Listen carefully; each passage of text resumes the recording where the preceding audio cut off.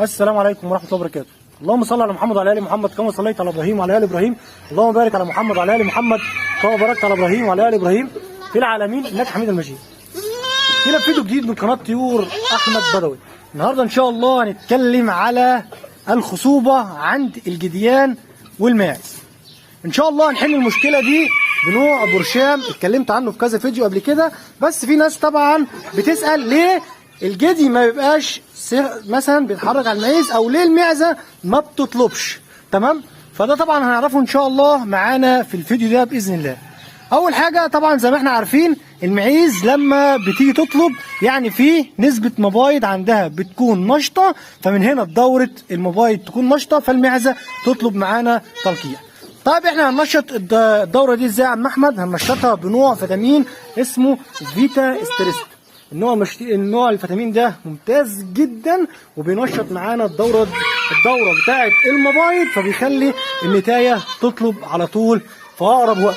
يعني بمعنى اصح الدوره دي ما بتكملش الا لما يكون النتايه بكامل صحتها، يعني الفيتامينات جاهزه كلها في جسمها فالدوره بتكمل بسهوله. تمام، لو عندها مضاعفات الدوره دي ما بتكملش، فاحنا عشان ما يبقاش في مضاعفات هناخد البرشام ده، هو مكمل غذائي عادي ما فيهوش اي مشاكل. تمام، هيشتغل معانا على المبايض عشان في زنج، والزنج مسؤول عن الخصوبه.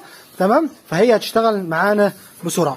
تمام، ومن الناحيه الثانيه ملهوش اي اضرار جانبيه.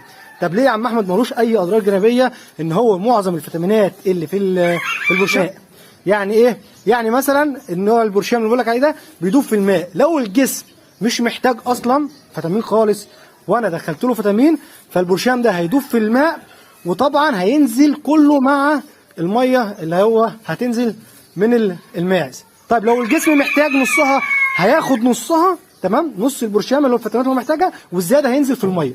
تمام، محتاجه كلها هياخدها كلها ومش هينزل حاجه في الميه، يبقى مفيش اي اضرار جانبيه. اي اضرار ممكن تيجي من الزياده، كده الجسم هياخد اللي محتاجه والزياده هينزل في الميه، عكس اي نوع فيتامين تاني بيدوب في الدهون.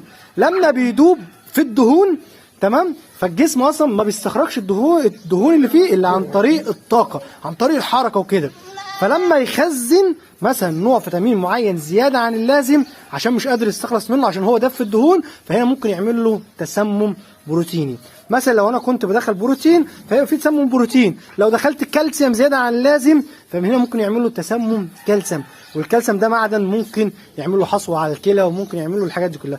غير البرشام اللي بقول لك ده امن 100% بيتاخد للحوامل عادي، لو المعزه بترضع مفيش اي مشاكل، لو عمرها شهرين مفيش اي مشاكل ممكن تديها واحده، لو عمرها شهر برده ممكن وعندها مضاعفات تديها واحده، مفيش اي مشاكل من اي نوع. تمام، اول حاجه بيخلي الشعر بتاع الجدي ما شاء الله شكله كده جميل، الجدي اصلا مش مستحمي ولا حاجه، بيخلي الشعر بتاعه جميل.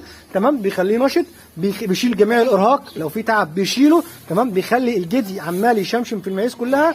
تمام، بيخلي النوت تقبل معاك تلقيح. تمام، البرشام طبعا ب 30 جنيه متوفر في الصيدليه البشري اسمه فيتا ستريست.